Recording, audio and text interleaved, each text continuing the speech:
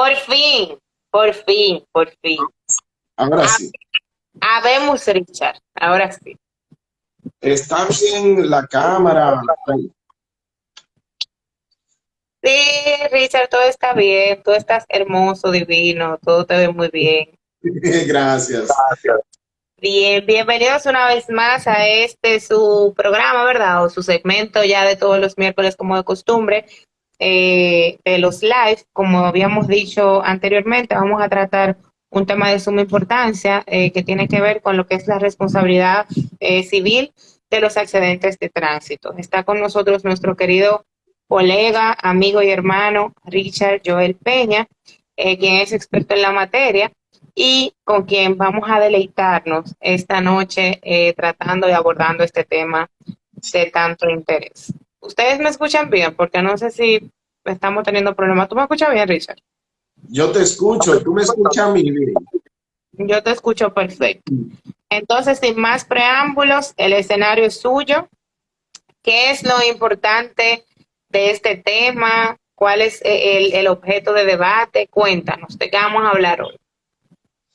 Mira, vamos a hablar en principio de la responsabilidad civil surgida a consecuencia de los accidentes de tránsito, pero también vamos a abordar la, la importancia que tiene primero reflexionar en su interior cada uno de los participantes aquí. ¿De qué constituye, de qué estamos hablando cuando mencionamos la palabra accidente de tránsito? Eso es lo principal, hacer conciencia de la educación vial que casi nadie tiene. Carecemos bastante de eso, lamentablemente. Y luego, entonces, vamos a entrar en la parte dinámica que a la mayoría le interesa, saber cómo demandar en materia de accidentes de tránsito y también cómo defenderse. Mira, Adalquiris, hablar de accidentes de tránsito es establecer que es la principal causa de muerte violenta en República Dominicana. Por ahí empezamos. Y eso no se lo digo yo por capricho, sino que se hacen informes anuales y el órgano que está encargado de hacer esos informes es el Observatorio de Seguridad Ciudadana, que quien supervisa ese órgano es el Ministerio de Interior y Policía, para que vayamos teniendo conciencia de eso. ¿Tú sabes cuál es la cantidad de personas que fallece por año promedio en República Dominicana? 2.200 personas a consecuencia de accidentes de tránsito, que la mayoría son evitables. Pero cuando tú dices, bueno, 2.000 y pico de personas fallecen anual, estamos hablando que de una población de 100.000 habitantes, entre 21 y 22 personas pierden la vida a consecuencia de eso. Entonces, por eso, antes de yo hablar de cómo se litiga en materia de tránsito, quiero que se haga una reflexión sobre ese aspecto. Señores, principal causa de muerte violenta. Ya dijimos que 2.200 personas pierden la vida anualmente por esos accidentes. Y estamos hablando que el 90% de esas víctimas mortales de accidentes de tránsito son hombres. El 90% hombres. Pero tú te vas a caer para atrás. Las edades comprendidas. Estamos hablando que de 15 a 29 años es el 90% de los hombres que pierde la vida. Estamos hablando que son muchachos, jóvenes, que pierden la oportunidad incluso de ser un ente productivo para la sociedad a consecuencia de una imprudencia. El accidente es una imprudencia regularmente. Yo he tratado de especializarme en esta materia durante bastante tiempo y mientras más estudio, a veces más me impacta ver cuál es la realidad nuestra, porque en papeles es muy simple tú establecer que estás reclamando una indemnización porque alguien perdió la vida, pero tú debes como abogado analizar un poquito más allá. ¿Qué conllevó a ese ciudadano a perder la vida? Sea una imprudencia de él o una imprudencia de la persona que está siendo demandada, en el caso de que sea demandado. Entonces, ¿cómo es posible que una sociedad como la nuestra se dé el lujo de perder personas productivas de 15 a 29 años solamente en accidentes de tránsito? Y sin que haya una medida efectiva de parte de las autoridades. Eso es lo lamentable. Mira, basta con ver la unidad de cuidados intensivos del Hospital Darío Contreras. El que no ha tenido la oportunidad de ir ahí, pues me gustaría que vaya en un momento determinado para que vea cuál es el drama humano que ahí se vive con personas jóvenes. Igual el Hospital Ney Arias Lora, que son los hospitales para ese tipo de eventos, pues Los hospitales traumatológicos. sí, así es. Sí, son traumatológicos y para ese tipo de siniestro, regularmente ahí es que llevan a cualquier persona. Mira, Adalkiris y a los demás compañeros que nos están viendo a través de esta vía, pues tú te sientas a hacer una demanda por accidente de tránsito y si tú has ido al hospital y ve primero las atenciones que deben darle a esa persona, cuál es el costo promedio que tiene tratar a una persona con un politraumatismo en una unidad de cuidados intensivos, es un gasto enorme para el Estado. Un gasto enorme.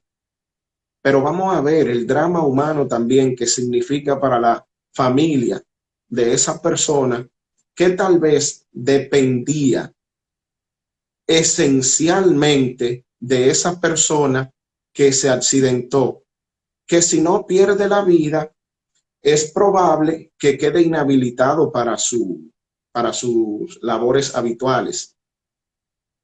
Imagínate que el ente productivo de una casa de escasos recursos se vea impedido de aportar esos pequeños recursos. Esta es una situación que cuando yo la abordo es más dramática que jurídica. Entonces, cuando nosotros analizamos cuáles son los días que regularmente incrementan los accidentes de tránsito. Señor, esto es simple. Fines de semana, sábado y domingo. Y tú te preguntas, ¿y en cuál es horario regularmente? ¿No es horario laborable? De 6 de la tarde a 12 de la noche. Es donde se producen la mayor cantidad de accidentes de tránsito. El 41% de los accidentes de tránsito ocurren los domingos, los sábados. El 41%. Imagínese entonces cuando usted le aplique el domingo. Tenemos un caos realmente. Independientemente de los beneficio que desde el punto de vista jurídico el reclamar por la indemnización por un accidente de tránsito, reitero, estamos perdidos como sociedad porque no tenemos conciencia. Y el que no tiene conciencia para cuidar su vida y para cuidar la de otros, entonces no va a ser nada productivo en la sociedad. Primero usted tiene que tener conciencia y prudencia. Eso es necesario. Porque es que con ello, con el accidente, tú no afectas a una sola persona. Puede que tú afectes a una familia completa y afectas al Estado. Porque cuando va una persona que no tiene seguro médico y no tiene dinero para pagar, hay que darle las mismas atenciones como si estuviera pagando. Porque el Estado es que incurre en ese gasto. Entonces, ya con relación, esa era la parte introductoria, básicamente. Esto lo vamos a hacer un poquito dinámico, no lo pienso abrumar con teoría. La teoría la podemos ver en otro tipo de actividad, pero hoy vamos a lo técnico, a lo que realmente interesa. Señores, me disculpan si aquí hay personas del Poder Judicial, sé que pueden haber algunos, pero le tengo una crítica esencial a los jueces, pero de la Cámara Civil, no penal, y no de la Corte, sino de primera instancia. Pero tú no puedes empezar un live mandando fuego así de una vez. Tú tienes como que hacer una introducción, una cosa, primero y después, en el medio, tú No, mandas fuego. esa es mi introducción. Exacto.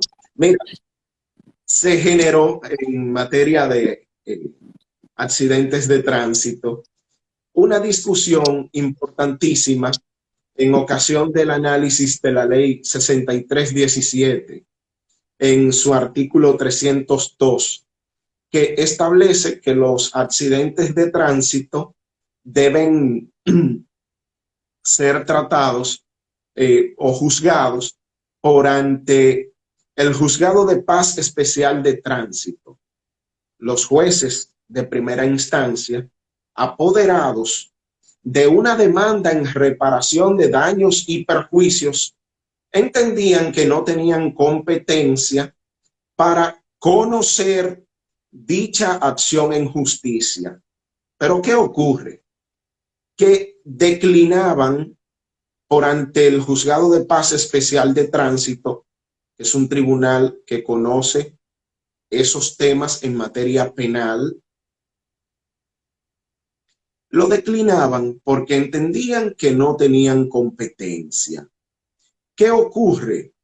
Que cuando el juez especial de tránsito se veía apoderado de una demanda civil en reparación de daños y perjuicios, entonces hacían un ejercicio también errado y ponían en un limbo jurídico esos expedientes, estableciendo que ellos no tenían competencia para decidir demandas en reparación de daños y perjuicios. Y ellos tenían razón, pero la razón no supieron aplicarla correctamente. El tratamiento jurídico que le dieron a esa situación no fue el más idóneo. ¿Por qué? Porque cuando es una cuestión legal, la ley 834 establece que el juez que es apoderado en ocasión de una declinatoria para decidir un tema determinado no puede declararse incompetente, tiene que conocerlo. Y ellos lo remitían de nuevo a la jurisdicción civil. Y ahí se generaba un conflicto extraordinario. Hasta que en una ocasión apoderamos a la Suprema Corte de Justicia y le puso fin a la discusión, estableciendo que real y efectivamente quien tiene competencia para conocer de la demanda civil en reparación de daños y perjuicios es el Tribunal de Primera Instancia de la Cámara Civil. Y nosotros establecíamos a la Suprema, haciendo un ejercicio interesante del artículo 50 del Código Procesal Penal, que, bueno, si yo como víctima de un hecho determinado elegí de manera principal la vía civil, yo perfectamente podía llevar mi acción ante esa jurisdicción para satisfacer mis pretensiones. ¿Qué sí debía hacer el juez civil? Sobreseer el conocimiento del asunto hasta tanto la jurisdicción penal entonces emitiera su archivo definitivo respecto de ese proceso, porque conforme lo interpreta la ley 6317, es un delito el accidente de tránsito, porque el AMET, cuando levanta el acta, la autoridad de tránsito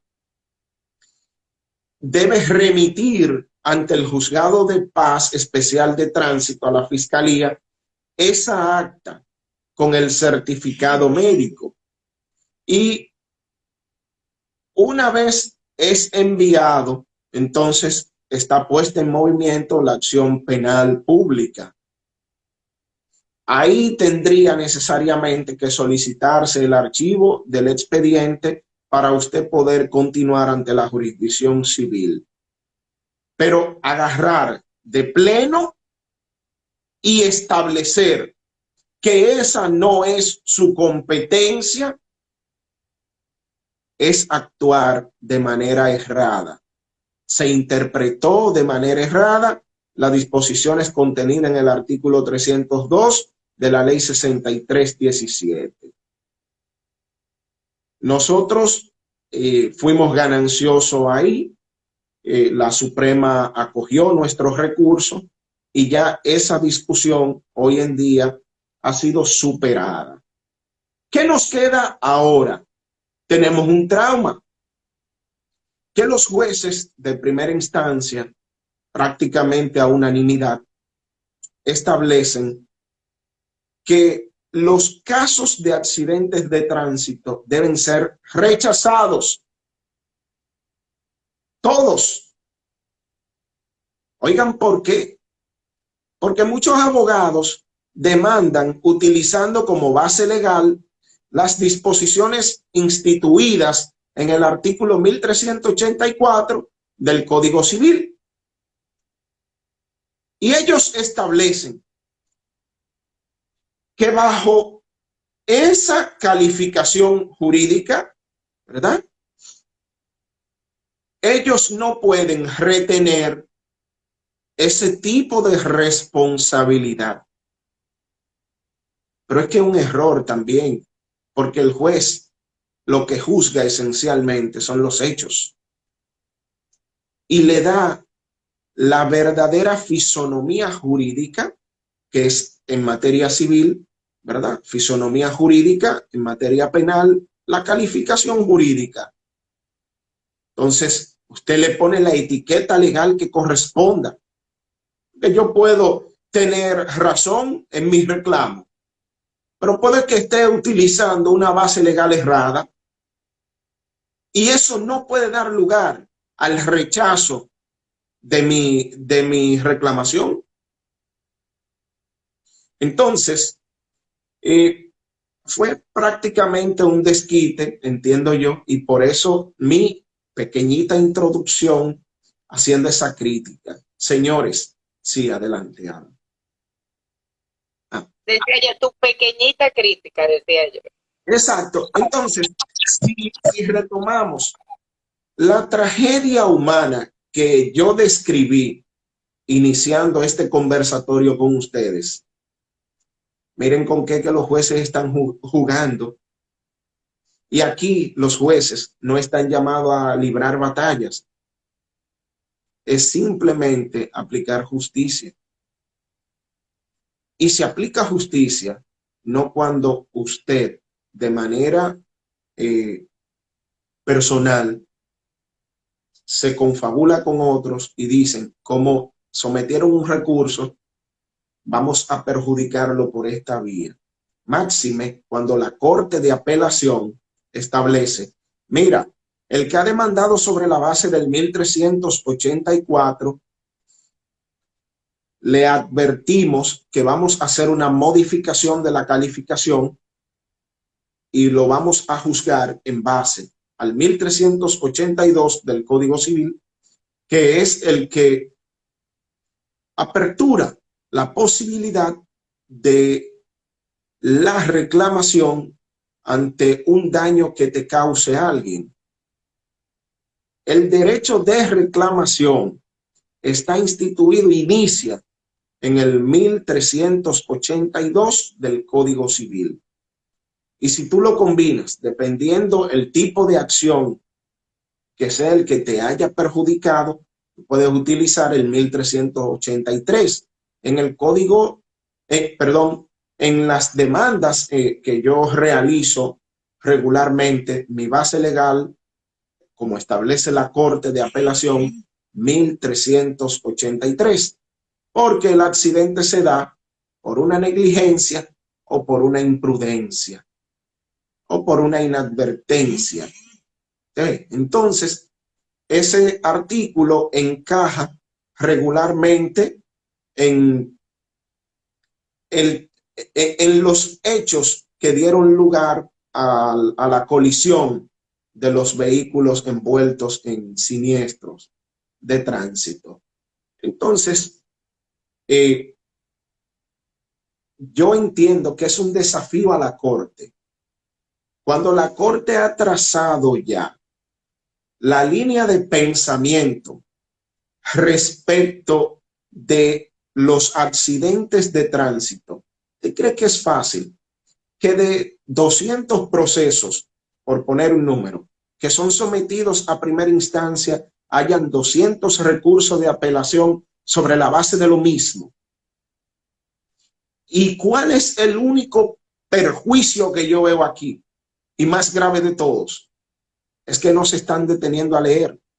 Es que simplemente basta con que digan que es un accidente de tránsito para que a mi demanda, que está fundamentada en el 1383, me digan también que no procede, bajo la base de que yo estoy demandando supuestamente por el 1384.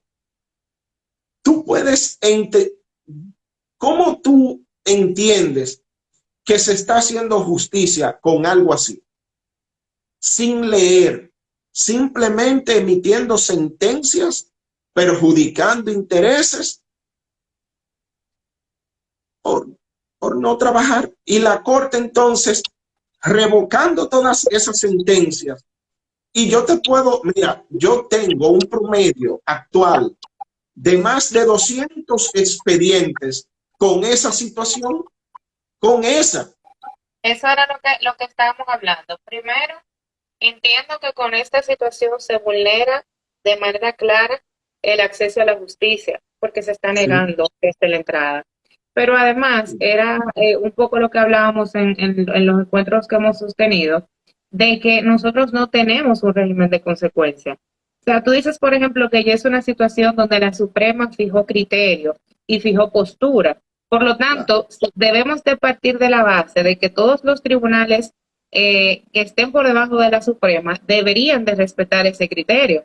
Es lo primero. Pero lo segundo, que si la Corte entonces también mantiene ese criterio y está devolviendo esos expedientes, entonces ya hay un criterio establecido de manera clara que debería de existir un régimen de consecuencia para aquellos juzgadores que aún con esos lineamientos claros se mantengan realizando este tipo de acciones. Pero al no existirlo, entonces los jueces siguen haciendo lo que ellos entienden más conveniente o más favorable para ellos, inobservando derechos y garantías constitucionales de las personas envueltas en el proceso. Sí, mira, con ello yo entiendo que se quebranta incluso el principio de unidad de la jurisprudencia. Es que si se fijó un criterio jurisprudencial con relación a los accidentes de tránsito, mire, por más independiente que sea un juez, debe por lo menos no quebrantar el orden constitucional ni quebrantar la unidad de la jurisprudencia. Eso entiendo yo. Es Pero, decir, que claramente tenemos un tema aquí de seguridad jurídica.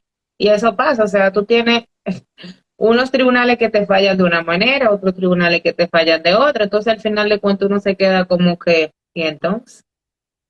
exacto, mira, eso es tan así como tú planteas, que se violenta derechos fundamentales con eso. ¿Por qué? Y constitucionales también, el principio de favorabilidad. El artículo 74.4 de la Constitución ordena a los poderes públicos a que interpreten la norma de la manera más favorable al titular del derecho. ¿Y quién es más titular que una víctima de un accidente de tránsito que reclama la reparación íntegra del daño causado para que ese juez le ampare en sus derechos? No hay uno más titular que de ese derecho que la víctima. Y fíjate, por el simple hecho de no decir ellos, mire, el tribunal va a darle una nueva calificación jurídica, fije posición sobre eso a la parte demandada para que se defienda y no se viole el derecho de defensa. Si hay que aplazar una audiencia, que se aplace para que se estructuren nuevos medios de defensa en ocasión de esa calificación jurídica. Si la demanda no está basada en ese sistema de responsabilidad, por ejemplo, tú lo puedes hacer, pero preservando el contenido constitucional establecido en el 74.4. Pues, y con eso, pues la seguridad jurídica que tú hablas. Aquí, lamentablemente, los tribunales te están empujando a que puede darse una situación, tu vecino te puede impactar de manera inintencional, un accidente de tránsito, pero el tribunal te está enviando a ti, te está empujando a que tú le pongas una querella por la vía penal, algo que tú lo puedes resolver de manera simple, con un proceso civil, sin afectar ni limitar la libertad física de esa persona y mantener la convivencia de manera armoniosa entre dos vecinos. Y sobre todo que se está dejando de lado el tema del derecho penal como la última ratio estatal. O sea, el sistema penal está saturado de procesos porque no tenemos un criterio ni una conciencia de conciliación, de buscar otras vías alternativas. Entonces, si cuando los abogados y las partes tratan de irse por otra vía que resulte menos lesiva, que resulte en una justicia que no esté tan sobrecargada con intereses jurídicos protegidos de mayor relevancia o de menor, dependiendo del contexto que lo queramos citar, entonces tenemos un problema serio, porque el deber ser del sistema en sentido general debería girar en torno a tratar de que los procesos y de que el sistema en sentido general se vaya como desaturizando, o sea, se vaya liberando un poco para poder tener justicia de calidad. Pero mientras tengamos en un tribunal 20, 15, 30 audiencias en un día, pues lamentablemente tenemos problemas. Exacto. Y yo considero que la carga de trabajo no puede ser la excusa perfecta de los jueces para decidir contrario a la norma. ¿Tú entiendes? Mira de qué estamos hablando. De que el 65% de los accidentados que sufren lesiones de consideración, estos no pueden dedicarse a las labores remunerativas que anteriormente hacían. Tú sabes lo que significa eso. Y que tú entonces como juez victimice aún más a ese ciudadano que no salió a tener un accidente de tránsito el día que le tocó, y que entonces encima de eso tú le niegues el derecho a indemnización. ¿A qué lo está mandando? Hay que estar en los zapatos de esa persona que encima de haber gastado los pocos recursos que posee, entonces tú le digas, no, por esta jurisdicción usted no obtiene ganancia de causa. Váyase a la corte. Estamos hablando del 65% de personas con lesiones de consideración que ya no pueden volver a su trabajo habitual. ¿Me entiendes? Entonces, vi que una persona pregunta que qué ocurre si alguien tiene un accidente de tránsito y no tiene licencia. En principio, el agente de DGCET lo que va a hacer es a fiscalizarlo. Le tiene que tomar su reporte, hacer constar en el acta de tránsito que no posee licencia de conducir al momento del accidente, y una vez es fiscalizado, le es retenido el vehículo. Esa es una causal prevista para la retención del vehículo. Un accidente donde no tenga licencia de conducir la persona, deben retenerle el vehículo y entonces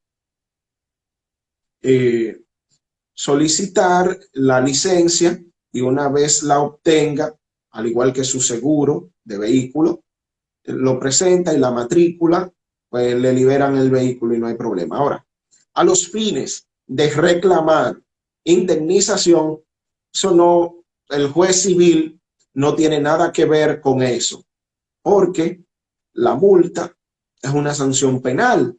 Él no va a juzgar nada relativo a lo penal, simplemente va a verificar, primero, que existe un daño. Segundo, que ese daño se generó como consecuencia de una falta. Entonces, él nada más juzgaría la falta civil y el daño que generó esa falta cometida.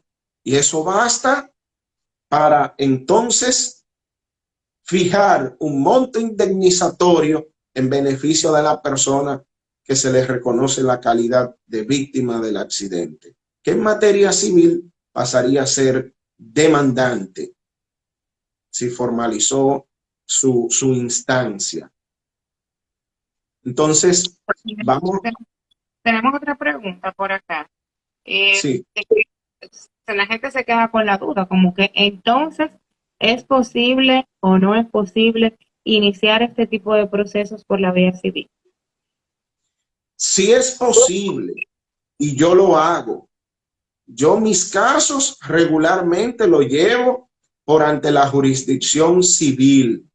Sin embargo, el éxito de esos casos no está en primera instancia.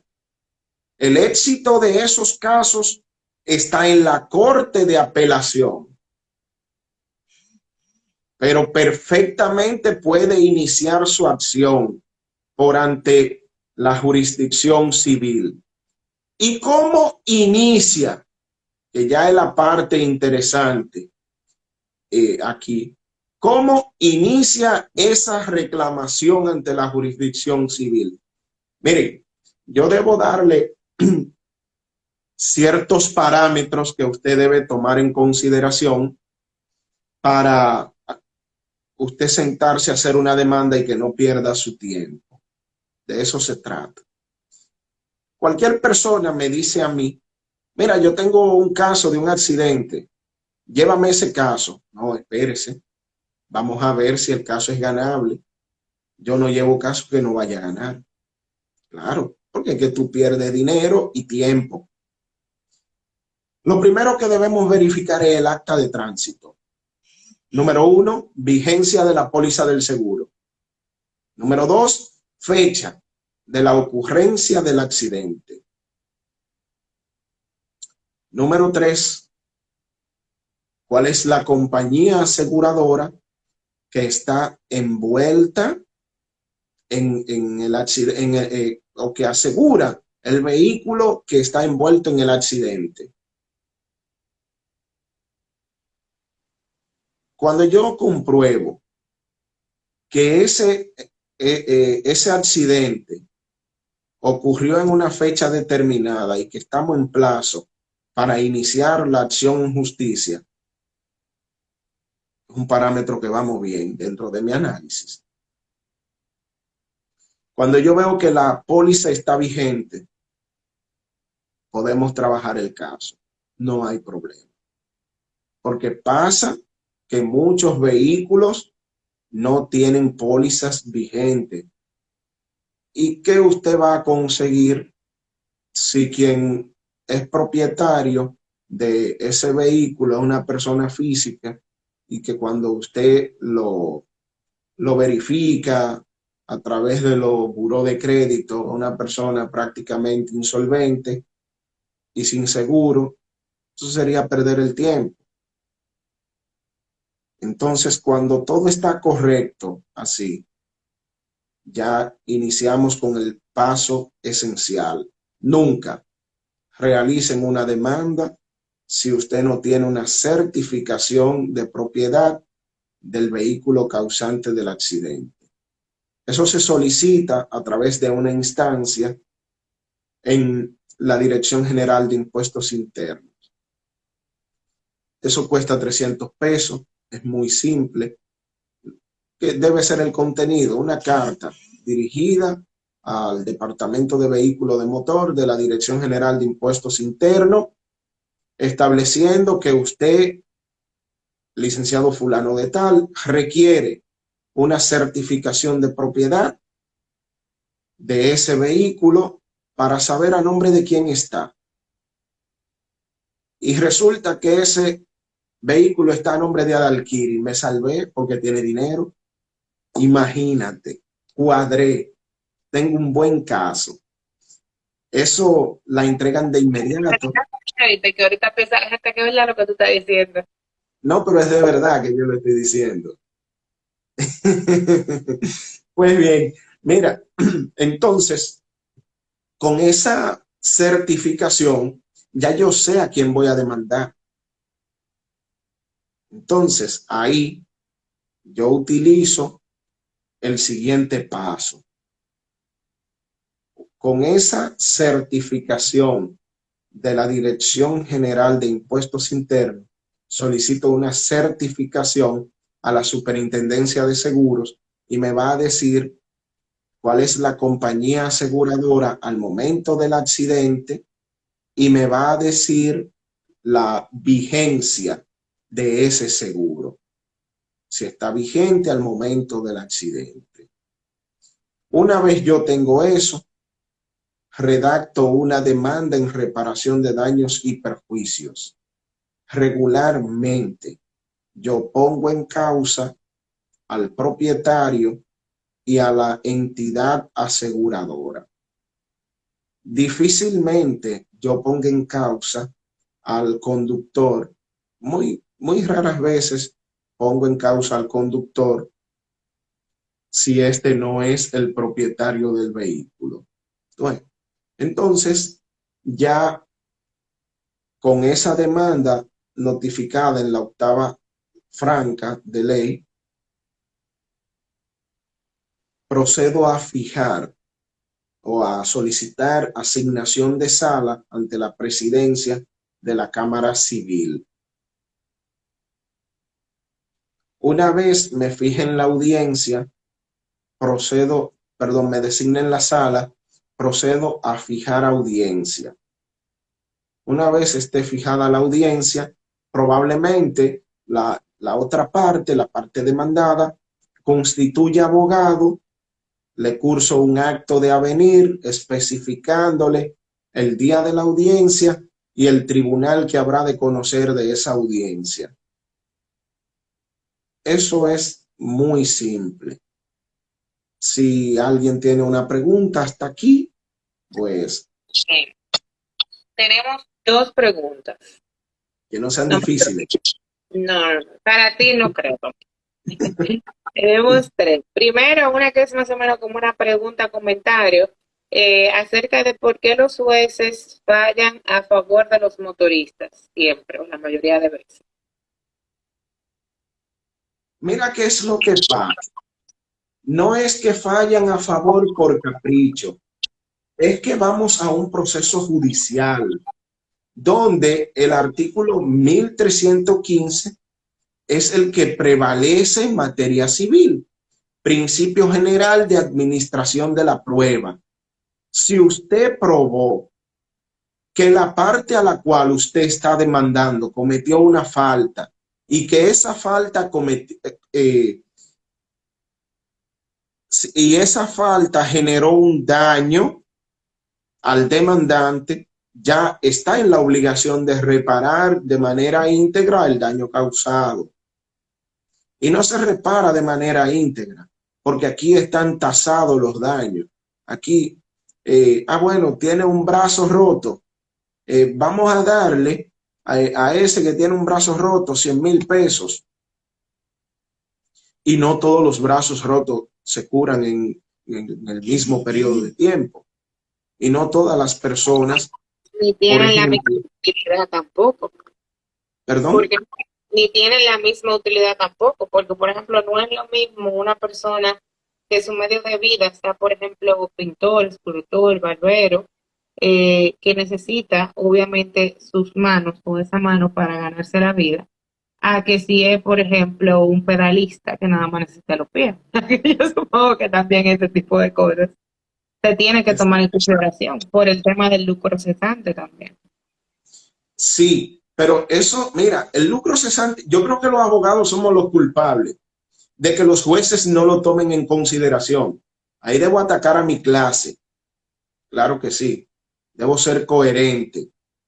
Regularmente, los abogados se limitan a probar con un certificado médico el periodo de curación de las lesiones. Se acabó ahí. Pero usted no probó los gastos en que usted incurrió de taxi, porque su vehículo resultó afectado. Usted no probó sus ganancias dejadas de percibir en ocasión de ese accidente de tránsito. Cuando usted hace eso, entonces usted está poniendo al juez en condiciones de que decida sobre ello y que el monto indemnizatorio sea superior al que nos quejamos regularmente ahora. Porque nos quejamos que los jueces fijan un monto de indemnización muy bajo, pero si no le damos las herramientas necesarias para complementar ese daño moral que él está reparando, ¿verdad? Físico que él está reparando, pues van a seguir así las indemnizaciones. Y eso viene, por ejemplo, de dos vías. Yo siempre recuerdo que cuando yo era defensora pública, yo atacaba mucho eso, porque la gente decía, que se condene a una indemnización de 3 millones de pesos. Entonces de allá para acá uno viene con el discurso de, pero tribunal, 3 millones de pesos, ¿en base a qué? Porque aquí no se le ha demostrado al tribunal cuál es ni siquiera por sospecha el lucro cesante que esa persona ha dejado de recibir. Por lo tanto, el tribunal no puede inventarse un monto que no le fue provisto por la parte. Pero la víctima dice que incurrió en gastos médicos. O sea, al tribunal no se le trajo tampoco una factura, ni un papelito, ni una receta médica, absolutamente nada. ¿Por qué tendría el tribunal que creer que esta víctima incurrió ciertamente en gastos médicos? Y aún el tribunal le creyera, ¿a qué monto ascienden esos gastos médicos? Entonces son cosas que uno como que muchas veces la deja de lado y es un punto interesante de discusión. Si usted está en la parte querellante, ya sea en un aspecto civil, en un aspecto de accidente de tránsito o de cualquier vía que sea, y más en materia penal, recordemos siempre que el derecho es lo que se prueba. Usted va a probar que y va a reclamar una indemnización de X monto, pues trate de tener herramientas que permitan razonablemente al juez poder ponderar esa indemnización que usted está diciendo. Porque como usted decide boca, que la víctima sufrió un grave daño, no es suficiente. Y evidentemente no es lo mismo usted decirlo de boca que usted llevarle al tribunal facturas, certificados médicos, constancias, hasta préstamos, si esa persona tuvo que tomar préstamos para pagar la operación, etcétera.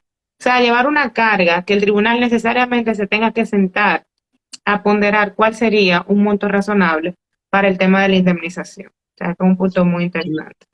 Claro, ¿no? Y que nosotros ahí ponemos en manos de los jueces el poder discrecional que tiene de indemnizar, y eso como escapa de la censura de la casación, incluso ese poder soberano que tiene el juez de indemnizar, nosotros nos conformamos con eso simplemente, y no debe ser así. Debemos probar lucro cesante y daño emergente. Si usted incurrió en gastos de cualquier índole, póngalo ahí en su demanda, establezcalo y pida por ello y divida. Mira, yo pido una indemnización de 1.000.000 de pesos por los daños morales que le causó el accidente de tránsito. Ahora, pido 500.000 por los daños materiales probados que causó ese accidente, pero casi nadie lo hace. Así es, así que el primer tips de la noche, bueno, como el tercero o cuarto, porque esto ha sido tips y tips desde que llegamos. Tenemos dos preguntas más. Una es que, ¿por qué los jueces de primera instancia no hacen su trabajo de motivar debidamente las sentencias? Y que esto, entonces, haciéndole perder como que tiempo y dinero a las partes del proceso. Sí, mira, ellos motivan la sentencia, ellos la motivan, pero con un enfoque errado. Ellos tienen un método de interpretación de la acción en justicia relativa a los accidentes de tránsito errada, pero ellos motivan su sentencia sobre la base de un error, pero ellos la motivan. Y el haberla motivado de esa manera es lo que nos da garantía de éxito en la Corte de Apelación. ¿Qué le dije? Que todas las sentencias en materia de tránsito que son rechazadas en primera instancia son revocadas por la Corte de Apelación, y como en materia civil los jueces ejercen la facultad de avocación, es decir, conocen ellos por el efecto devolutivo que tiene el recurso de apelación en materia civil, se apoderan de la demanda original. Entonces deciden sobre la demanda original, te deciden el recurso, te lo declaran bueno y válido, lo acogen en cuanto al fondo y deciden entonces acoger la demanda. Así opera en materia civil esas reclamaciones. La tercera pregunta, ¿cuál es?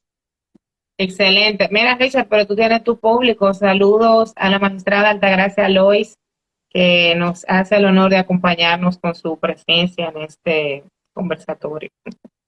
Un beso y un abrazo para ella. Se le quiere. El próximo sería, ¿cuál es el plazo para interponer la demanda? Me parece que tú referías algo sobre la octava franca de ley. Sí, mira, cuando hablamos del plazo ahorita para la interposición de la demanda, debemos tomar en consideración que no hayan transcurrido 3 años. Porque como la ley 6317 establece que la pena máxima son 3 años en ocasión de la muerte de una víctima, ¿verdad? La sanción son 3 años. Antes, en la ley 241 eran 5 años. Esta ley la redujo a 3. Entonces, ese es el mismo plazo que se utiliza para accionar en materia civil. El plazo de los 6 meses es para los cuasidelitos, ciertamente, pero aquí la jurisprudencia definió el tema de la prescripción.